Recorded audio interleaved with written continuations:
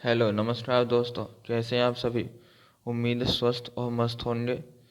तो दोस्तों, जैसा कि आप जानते हैं कि RWA पर SSC GD का संडे के दिन मॉक टेस्ट होता है।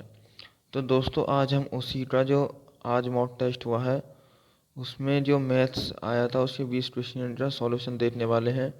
और इस साथ ही साथ दोस्तों ये भी देखेंगे कि मैं कैसे वहाँ पे सॉल्व करता हूँ, ताकि मेरे 20 में से 20 क्वेश्चन सही ही हो जाते हैं और टाइम भी ज़्यादा नहीं लगता है दोस्तों।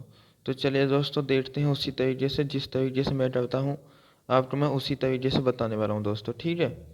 और दोस्तों, वीडियो को पूरा जरूर देखना, इससे आपको बहुत फ़ायदा होगा। और साथ ही साथ दोस्तों, अगर आपको वीडियो अच्छी लगे तो चैनल को सब्सक्राइब और वीडियो को लाइक जरूर कर दें।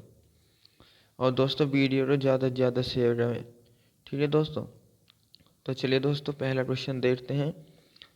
पहला क्वेश्चन की दोस्तों, समचतुर्भुज के विकर्णों की लंबाई 16 सेंटीमीटर और 12 सेंटीमीटर है, तो इसका क्षेत्रफल क्या है। तो दोस्तों, जैसा कि ज़्यादातर होते हैं कि हमको सबसे ज़्यादा क्षेत्रफल यानी कि 2D से डर लगता है दोस्तों। लेकिन दोस्तों, अगर आप देखेंगे, आप उसके सिर्फ फॉर्मूले याद रख लें तो भी आप बहुत से क्वेश्चन बना लेंगे। जैसे कि ये जो क्वेश्चन है 2D से है, और अगर आपको इसका फॉर्मूला याद होता तो आप इस क्वेश्चन को बहुत आसानी से ले जाते।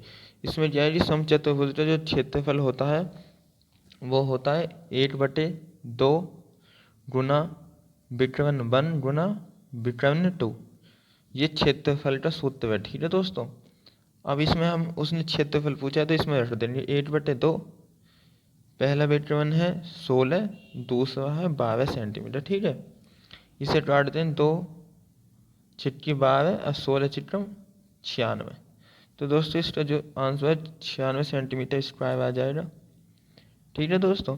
देखो, अगर आपको क्वेश्चन इसका फॉर्मूला याद है तो क्वेश्चन में कुछ नहीं होता है, इसमें बहुत आसान क्वेश्चन होते हैं अगर आपको फॉर्मूले याद है। और दोस्तों, बिना फॉर्मूले के तो आप इसे ठीक कर ही नहीं पाएंगे, ठीक है। और दोस्तों, चलिए देखते हैं दूसरा क्वेश्चन। तो दूसरा क्वेश्चन है कि R, P और K का औसत वजन 40 किलोग्राम है। R, P और K का जो औसत वजन है 40। तो दोस्तों, योग करने के लिए 3 से गुना कर देंगे तो ये आ जाएगा 120 किलो, यानी कि इन तीनों का जो योग है वो 120 किलो है, ठीक है दोस्तों। और उसने P और K का जो औसत वजन है, P प्लस K का औसत वजन 45 है, तो उनका योग हो जाएगा 90। 2 से गुना कर देंगे दोस्तों तो बराबर 90, ठीक है। और फिर कहा है R, P और K का जो औसत वजन है वो 35 है, उसमें भी 2 गुना कर देंगे बराबर 70, ठीक है दोस्तों। तो आप देखेंगे कि पहले इनका योग कर लेते हैं, कितना 160।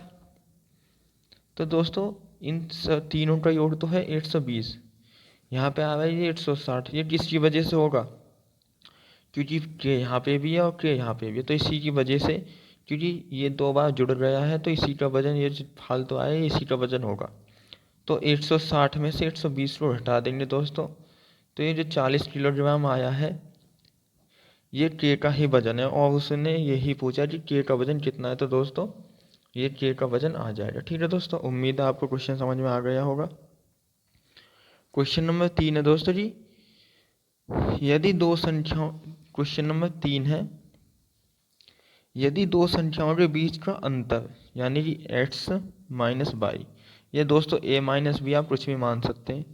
यदि दो संख्याओं के बीच में जो अंतर है उन दोनों संख्याओं के योग का, यानी कि इन दोनों का योग का 40% है, ठीक है दोस्तों। उसने कहा है कि इन दोनों का जो अंतर है इन संख्याओं का, उनके योग का 40% है। इसका जो अंतर जो है वो योग का 40% है। तो जैसा उसने कहा हमने ऐसा रख लिया दोस्तों, ठीक है। अब हम इनसे अनुपात निकाल लेंगे इसका, ठीक है। तो उसने पूछा बड़ी और छोटी संख्या का अनुपात क्या है। तो 20 दूनी 40, 20 पंजे 100, ठीक है दोस्तों। ये इस 5 की इधर गुणा करेंगे तो 5x माइनस 5y बराबर 2x प्लस 2y। ये 2x इधर आएगा तो माइनस के, तो 5 में से 2 गए 3x बराबर, ये माइनस का है उधर जाएगा प्लस का हो जाए तो 7y, ठीक है। x/y, तो इनका अनुपात आ जाएगा दोस्तों 7/3। तो इनका जो अनुपात है वो यही आ जाएगा 7/3, ठीक है दोस्तों। ये इसका सही आंसर हो जाएगा। ठीक है दोस्तों, बहुत आसान सिंपल क्वेश्चन था ये भी। चौथा क्वेश्चन है दोस्तों कि निम्नलिखित में से कौन सी संख्या 9 से विभाज्य है। तो दोस्तों इसमें जो है हम ऑप्शन से देखेंगे कि कौन सा ऑप्शन 9 से कट जाएगा। तो 9 से कटने के लिए दोस्तों हम ये देखते हैं कि जो संख्या दे रखी है हमें, उसके जो अंकों का योग है, अगर वो योग 9 से कट रहा है तो संख्या भी 9 से कट जाएगी। अगर वो योग 9 से नहीं कटा तो संख्या भी नहीं कटेगी। ठीक है दोस्तों, तो इसमें आपको सारे ऑप्शन चेक करने थे और इसका जो ऑप्शन है वो लास्ट है 7 3 4 8 9 5। ठीक है, आप देखेंगे तो इसका ये जो योग है वो 9 से कटेगा। जैसे 7 और 3 10 और 4 14 और 8 22 और 9 31 और 5 36। तो ठीक है दोस्तों, 36 9 से कट जाता है क्योंकि, तो इसलिए इसका आंसर 36 यही हो जाए क्योंकि ये संख्या 9 से कटेगी। ठीक है, ठीक है। अब दोस्तों देते हैं क्वेश्चन नंबर 5। ठीक है, क्वेश्चन नंबर 5 अब आगे देखेंगे दोस्तों। तो दोस्तों नेक्स्ट क्वेश्चन है क्वेश्चन नंबर 5।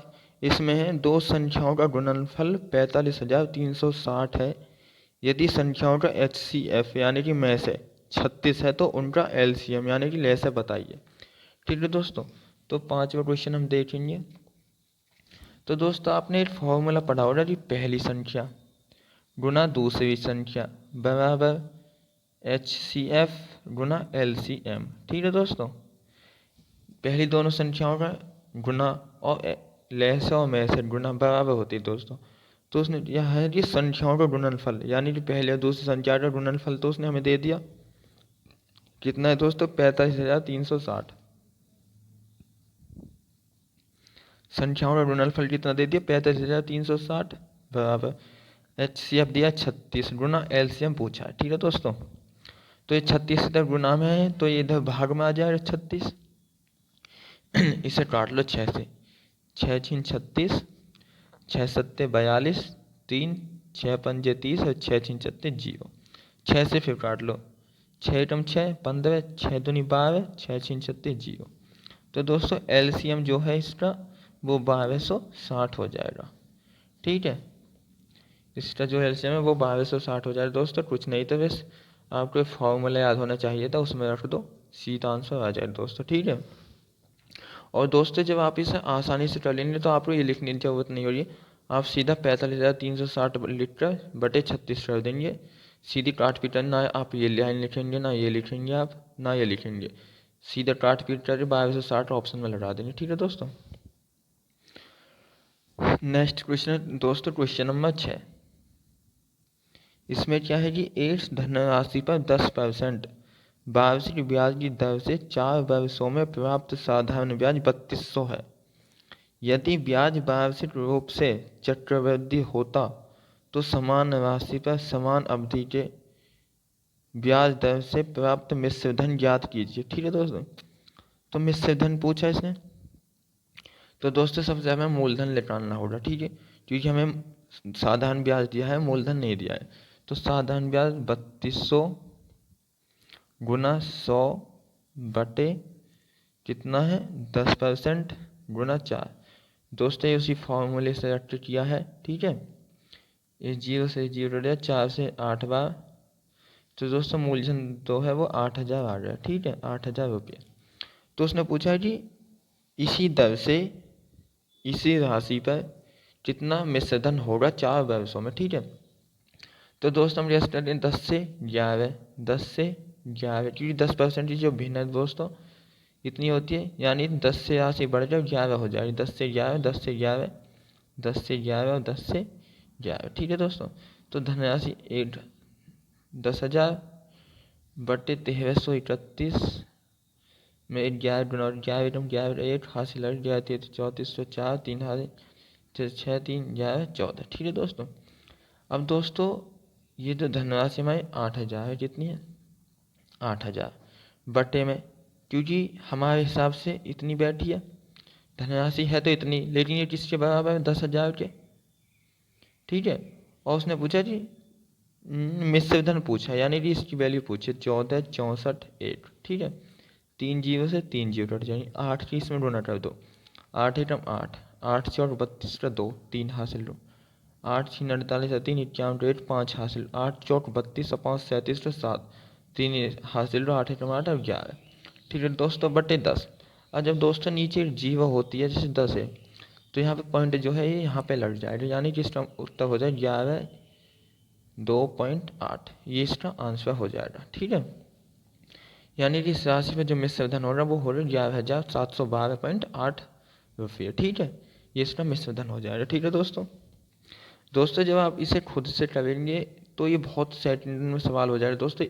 इसमें मात्र 40 से 50 सेकंड लगेंगे बस आपको, क्योंकि यहाँ पे मैं आपको समझा रहा हूँ इसलिए मुझे ऐसे करना पड़ रहा है, वरना आप जब आप देखेंगे कि आपकी प्रैक्टिस अच्छी हो जाती है तो बहुत आसानी से सवाल हो जाते हैं बहुत कम समय में। ठीक है दोस्तों, क्वेश्चन नंबर 7 है कि एक वस्तु पर 10% की छूट देने के बाद भी 10% का लाभ होता है, जब कोई छूट नहीं दी जाती तो लाभ प्रतिशत ज्ञात कीजिए। जब दोस्तों आपको ऐसे दिया रखा हो कि छूट प्रतिशत दिया रखा हो और लाभ प्रतिशत दिया रखा हो, तो आप सबसे पहले ये कीजिए कि अंकित मूल्य।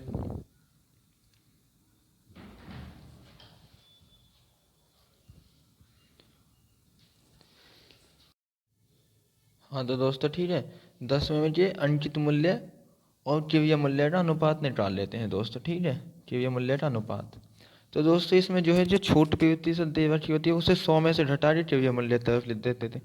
जैसे 10% की छूट दे रखी है तो उसे 100 में से घटाएंगे तो 90 जो है इसका किव्य मूल्य हो जाएगा। ठीक है, अब जो लाभ प्रतिशत दे रखा होता है 100 में जोड़ कर अंकित मूल्य की तरफ लिख देते हैं।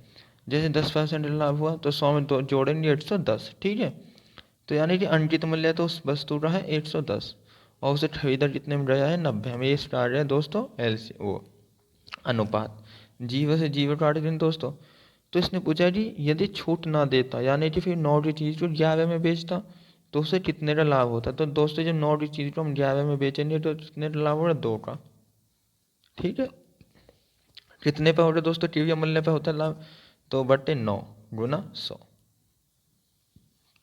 यही पूछा उसने कि कितने प्रतिशत लाभ हुआ, तो दोस्तों 200 बटे 9, 9 से भाग देंगे इसमें, 9 दूनी 18, 9 दूनी 18 पॉइंट, 9 दूनी 18, 9 दूनी 18। ठीक है, ये इसका आंसर हो जाएगा 22.22% इसे लाभ हो जाएगा। ठीक है दोस्तों, नेक्स्ट क्वेश्चन है दोस्तों, क्वेश्चन नंबर, ठीक है, अब नेक्स्ट क्वेश्चन देख लें दोस्तों, क्वेश्चन नंबर 8। ठीक है, क्वेश्चन नंबर 8 है जी पंकज हिमांशु। क्वेश्चन नंबर 8, इसमें जी पंकज जो है हिमांशु से 20% अधिक कुशल है, यानी कि ये 100 तो ये 120 है दोस्तों। यानी जब इसे काट लेंगे 20 छिक्का 120, 20 पंजे 100, यानी कि एक दिन में हिमांशु 5 काम करता है तो पंकज 6 काम करता है। यदि हिमांशु अकेले किसी काम को 36 दिन में कर सकता है दोस्तों, तो दोस्तों हमें सबसे पहले टोटल काम निकाल लेंगे। ये 8 दिन में 5 काम करता है तो 36 दिन में कितना काम करेगा 36 गुना 5। ठीक है, टोटल काम ये आ गया है दोस्तों 36 गुना 5, इसका टोटल काम आ गया। इसमें गुना करने की बजाय अब क्या करोगे, तो उसने पूछा पंकज अकेले उस काम को कितने दिन में पूरा करेगा, तो पंकज 1 दिन में कितना काम करता है दोस्तों 6, तो इसे 6 से हम दे देंगे भाग। ठीक है, तो 6 से 6 बार कट जाएगा, 6 पंजे 30, तो इसका जो आंसर आ जाएगा दोस्तों वो आ जाएगा 30। यानी 30 दिन में पंकज उस काम को खत्म कर देगा जिस काम को हिमांशु 36 दिनों में करता। ठीक है दोस्तों, नेक्स्ट क्वेश्चन है 9। नेक्स्ट क्वेश्चन है दोस्तों 9, जब किसी वस्तु को 355 रुपये में बेचा जाता है तो 29% की हानि होती है, 21% लाभ प्राप्त करने के लिए उसी वस्तु को कितने रुपये में बेचा जाना चाहिए। तो दोस्तों यानी कि 355 रुपये में बेचा हमने किसी वस्तु को और उस पर 29% की हानि हुई, तो यानी कि वो हमने कितने परसेंट पे बेचा, 71% पे बेचा ना भाई। 100% की हम चीज़ मानते हैं, अब 29% की हानि हो रही तो 71% में बेचा ना, तो परसेंट तो 71, अब रुपये में 355, तो इसे बटे में रख देंगे। और दोस्तों उसने पूछा है जी 100, उसने पूछा कि 121% लाभ प्राप्त करने के लिए इस वस्तु को कितने में बेचा होगा, तो इसका 821% निकाल देंगे दोस्तों, ठीक है, 821%। तो 100 से 100 और ये 78 से काट जाए दोस्तों 5 बार, तो 5 गुना कर देंगे इसमें, 5 एकम 5, 5 दूनी 10 कीजिए हासिल 5 एकम 6, यानी 602 रुपये, 605 रुपये में वो बेचा जाएगा, ठीक है दोस्तों। 9वां क्वेश्चन भी आसान था। नेक्स्ट क्वेश्चन है दोस्तों 10 कि एक कक्षा में, 10वां क्वेश्चन है दोस्तों, एक कक्षा में 35 छात्रों की औसत आयु 40 वर्ष है। 35 छात्र हैं दोस्तों, उनकी औसत आयु है 40 वर्ष, ठीक है, औसत आयु। और यदि प्रत्येक छात्र की आयु में 6 वर्ष की वृद्धि होती है तो औसत आयु में कितनी वृद्धि होगी दोस्तों? अब देखो, जैसे 6 वर्ष हुई है वृद्धि हुई, जिसमें हर किसी छात्र की आयु में 6 वर्ष की वृद्धि हुई है, तो दोस्तों औसत में भी 6 वर्ष की ही वृद्धि हो जाएगी, ठीक है, औसत में भी कितने की 6 वर्ष की वृद्धि हो जाएगी। जो चीज़ हम, अब जैसे दोस्तों ये तो दो लोगों की उम्र में 6 वर्ष की वृद्धि हुई तो जब तो होता, लेकिन जब सभी की में जो चेंज होता है वो ही औसत में चेंज होता है, आपको ये बात याद रखनी होगी, ठीक है, क्योंकि 35 से 35 छात्रों की आयु जो है 6 वर्ष बढ़ी है तो औसत आयु भी 6 वर्ष बढ़ जाएगी, ठीक है, तो इसका आंसर हो जाएगा 6। नेक्स्ट क्वेश्चन है दोस्तों 11वें क्वेश्चन है दोस्तों नेक्स्ट, इसमें जी x/y 13/7, तो इसमें जो है x - y बटे x+y की वैल्यू पूछे, ठीक है दोस्तों। तो बहुत ही आसान क्वेश्चन है, आपको सीधे सीधे इसमें रख देना है कि x में से माइनस 13 में से 7 गए तो दोस्तों 6 बटे 13 7 20, तो 2 3 6 2 धाम 10, तो इसका जो अनुपात है 3:10 आ जाएगा, ठीक है दोस्तों, यही इसका आंसर हो जाएगा। बहुत सिंपल था, आपको ये सब कुछ लिखने की जरूरत नहीं थी, वैसे आपको यहाँ से क्वेश्चन होते, अगर आप करते तो क्वेश्चन यहाँ से करते, ठीक है, ये तो थोड़ा हम समझा रहे हैं तो इसके लिए हो जाता है, ठीक है, समझने के लिए करते हैं ये तो ऐसे, वरना तो आप यहाँ से क्वेश्चन करेंगे जब, ठीक है। नेक्स्ट क्वेश्चन है दोस्तों क्वेश्चन नंबर 12, इसमें है संख्याओं 222 642 और 1062 का HCF क्या है? 222 642 और 1062 का HCF क्या है, HCF क्या है? ऑप्शन है दोस्तों 6 8 4 2, ठीक है, ये ऑप्शन दे बैठे हैं। तो सबसे पहले हम ऑप्शन से ही करते हैं, इस क्वेश्चन भी इसमें पूछे HCF, तो HCF दोस्तों बड़ी से बड़ी संख्या होती है ना, ऐसी बड़ी से बड़ी संख्या जो इन सबको काट दे, ठीक है। तो इसलिए सबसे पहले हम 8 को देख लेंगे क्योंकि इनमें सबसे बड़ा 8 है, 8 से काट के देखेंगे, जब ये कट गए तो 8 ही इससे HCF हो जाएगा, वरना और ऑप्शन देखेंगे। तो 8 से देख लेंगे दोस्तों, ये 8 से 8 दूनी 16, ये वाला 8 से नहीं कटेगा, तो इसलिए ये ऑप्शन हमारा गलत है, हम इसे नहीं देख। अब इससे छोटा यानी 6, अब हम 6 से देखेंगे, ठीक है। और 6 से देखने के लिए दोस्तों हम ऐसे देखते हैं कि एक तो ये संख्या 3 से कटनी चाहिए, 2 से कटनी चाहिए, जो संख्या 3 और 2 से कट जाएगी वो 6 से भी कट जाएगी, ठीक है। ये विभाज्यता का नियम है, आप संख्या पद्धति में पढ़ते हैं दोस्तों हम इसे, जो संख्या 3 और 2 दोनों से कटेगी वो संख्या 6 से भी कटेगी। तो इनमें देख लो कौन सी 6 से कटे हुई है, तो दोस्तों 2 से तो सारी कटे हुई हैं, 3 से देख लो 3 से ये भी कटेगी, जो 6 ये होगा, 6 4 10 2 12, ये भी 3 से कटेगी, 6 3 9, तो ये भी इससे कटेगी, तो इसका आंसर 6 ही हो जाएगा दोस्तों, इसका जो HCF है वो 6 हो जाएगा, ठीक है। नेक्स्ट क्वेश्चन है दोस्तों क्वेश्चन नंबर 13, क्वेश्चन नंबर 13 क्या कहता है कि नमक की कीमत में 15% की कमी एक व्यक्ति को 272 रुपये में 2 किलोग्राम अधिक नमक खरीदने में सक्षम बनाती है, तो नमक की घटी हुई कीमत प्रति किलोग्राम कितनी है?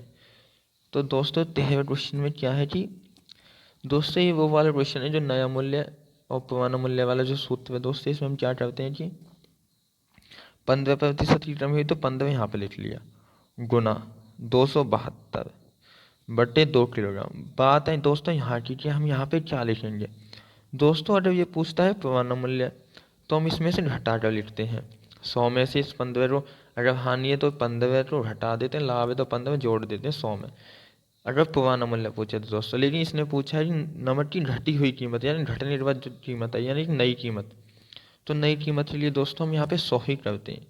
जो ऑप्शन कुछ भी है, लेकिन यहाँ पे 100 ही लगाएंगे, कुछ भी हो उससे कोई मैटर नहीं है। नई मूल्य पूछा है तो नीचे 100 ही आता है यहाँ पे, ठीक है। इसे काट लें दोस्तों 5 से 3 बार, 5 से 20 बार, 2 से कट जाए, 2 एकम 2, 2 छः 6, 2 छिक्के 12। अब ये दोस्तों 2 से 10 बार, 2 छिक्के 12, 2 अट्ठे 16, 3 अट्ठे 24 तो 4, 2 हासिल तो 3 चिट 18, 19 20, ठीक है। इससे 10 से भाग देंगे दोस्तों इसमें, तो मैंने आपको बताया पॉइंट लगा देते पीछे, तो 20.4 रुपये इसके आंसर हो जाएगा, ठीक है दोस्तों। अच्छे समझ में आ रहा है। और नेक्स्ट क्वेश्चन है 14।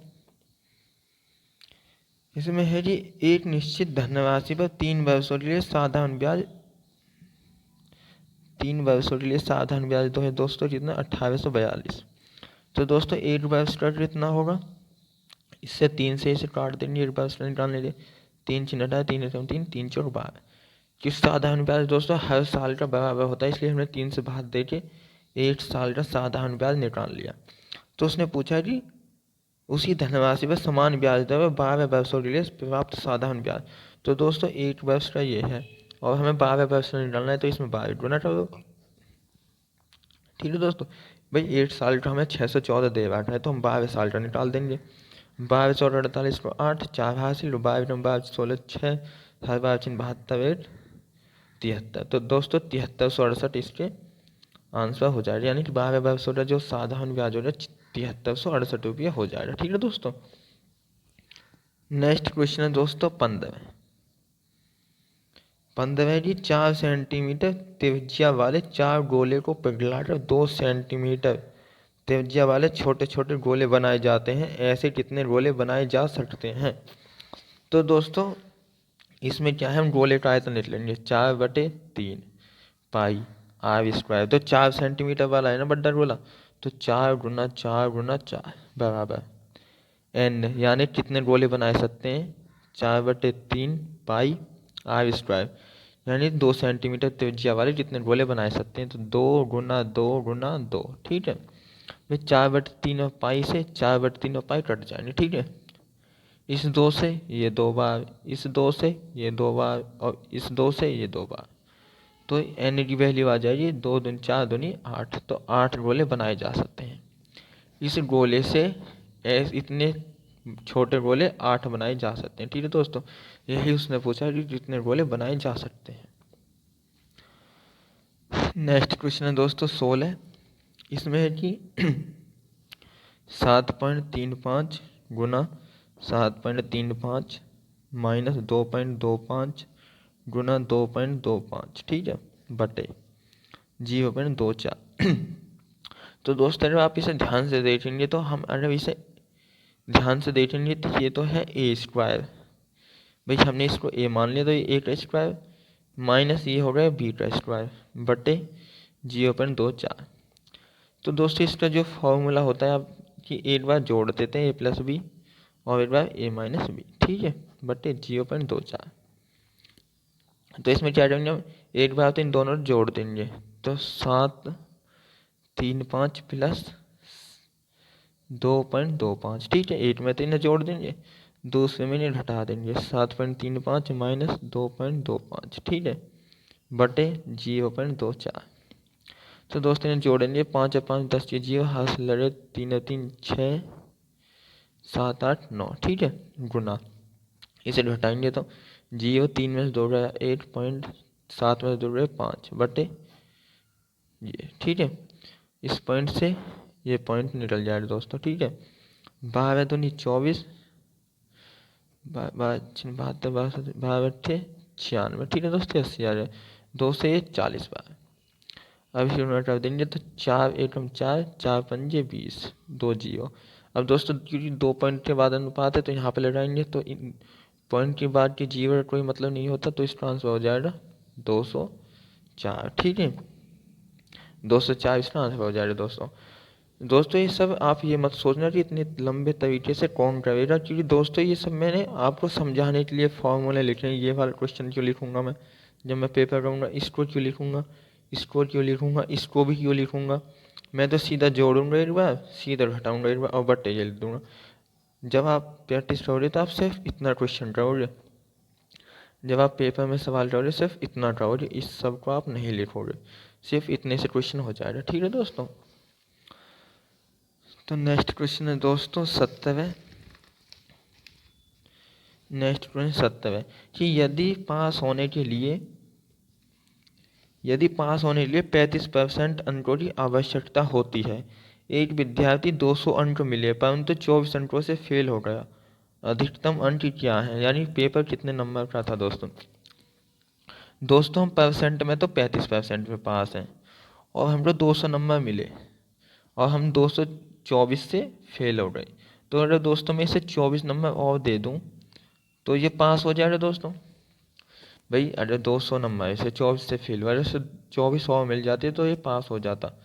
यानी कि 35% में, प्रतिशत में तो 65 में पास होते और अंकों में 224 में, तो 35% की वैल्यू आ रही दोस्तों 224। ठीक है।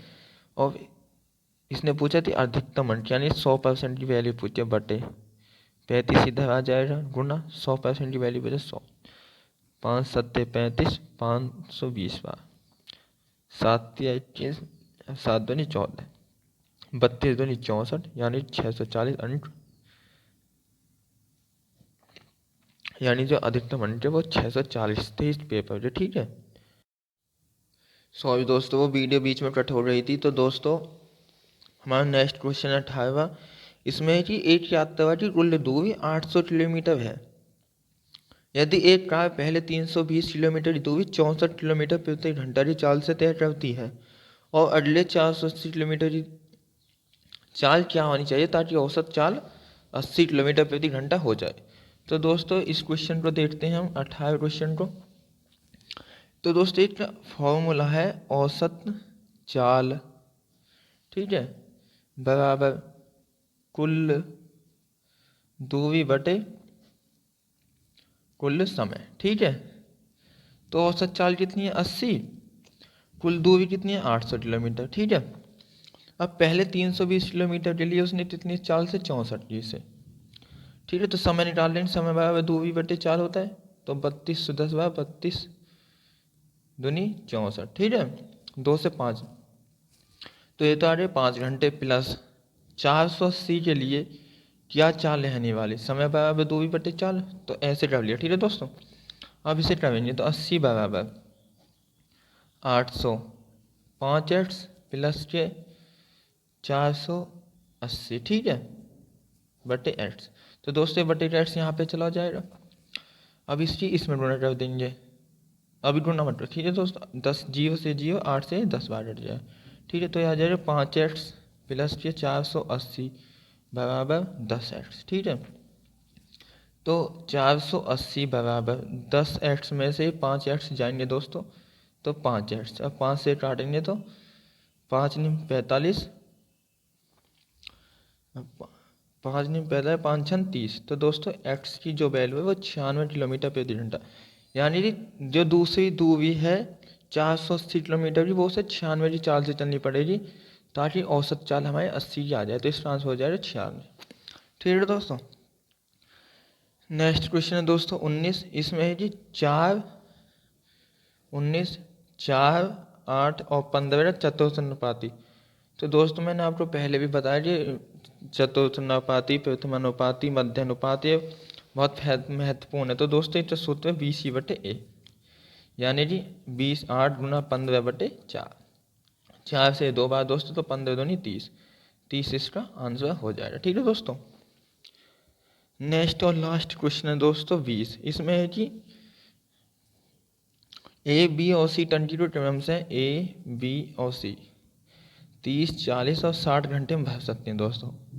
तो एलसीएम 20, 60, 120, 30 से काटें 4 बार, 4 से 3 बार, 60 से 2 बार। तो इन तीनों पाइपों को ए बी सी को एक ही दिन से इसे 7 बजे खोला जाता है, इसे 8 बजे और इसे 10 बजे चालू किया जाता है। ठीक है दोस्तों।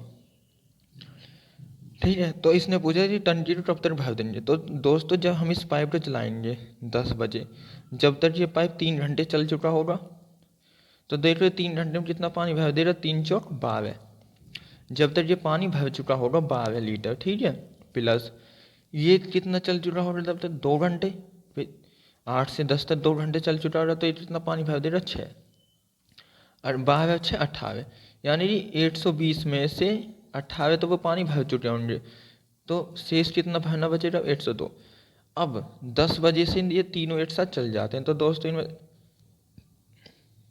8 7 15 10 25, ठीक है दोस्तों। अब 25 से भाग दे दो तो देख लो कितने समय तक भर जाएंगे। 8 7, ओ सॉरी दोस्तों ये थोड़ी जोड़नी, 4 3 7 और 2 9, तो 102 में 9 से भाग दे देंगे, देख लो कितनी बार कटता है, ठीक है दोस्तों। तो ये कटेगा दोस्तों 9 एकम 9, 9 एकम 9, ठीक है। 99, वो दोस्तों सॉरी 3 से काट लो, 3 एकम 3, 3 4 12, 3 से काटेंगे तो 3 थी या 9, 3 4 12 बटे 3, तो अब 3 से भाग देंगे दोस्तों से, तो आएगा 3 एकम 3, 3 एकम 3 बटे 1 बटे 3, ठीक है। अब दोस्तों ये तो है घंटा, इसे मिनट बनाने के लिए 60 से गुना कर दो, 3 दूनी 6, मतलब 11 घंटे 20 मिनट बाद ये टंकी को पूरा भर देंगे, किससे 10 बजे से, तो 10 बजे में 11 घंटा 20 मिनट जोड़ेंगे तो ये आ जाएगा 9:20। भाई देखो इसमें 10 बजे से 11:20 जोड़ेंगे तो 9:20 इसका आंसर हो जाएगा, ठीक है दोस्तों। उम्मीद है दोस्तों आपको वीडियो अच्छी लगी होगी, और अगर वीडियो अच्छी लगी हो तो दोस्तों चैनल को सब्सक्राइब कर लें और वीडियो को ज़्यादा से ज़्यादा शेयर करें दोस्तों, ठीक है। और दोस्तों अपने भाई को थोड़ा सा सपोर्ट करें प्लीज़ दोस्तों, वीडियो को ज़्यादा से ज़्यादा जितना हो सके दोस्तों उतना शेयर किया करो। और दोस्तों आप चैनल को सब्सक्राइब भी नहीं करते हैं तो प्लीज़ दोस्तों चैनल को सब्सक्राइब कर लिया करें। और हाँ, कोई वीडियो में कमी होती है दोस्तों आप उसे ज़रूर बताएं ताकि मैं उसमें सुधार कर सकूं। अब यही दोस्तों बात की, कुछ भाई कहते हैं कि आप बहुत लंबे तरीके से करते हो, जैसे 10 में पढ़ते हैं, तो भाई ये सिर्फ समझने के लिए होता है, बाकी करने में तो आप बहुत छोटा छोटा कर सकते हो, इसे सिर्फ ये समझने के लिए होता है, ठीक है दोस्तों। तो उम्मीद है दोस्तों वीडियो अच्छी लगी हो, वीडियो अच्छी लगी हो चैनल को सब्सक्राइब जरूर कर लें। धन्यवाद दोस्तों।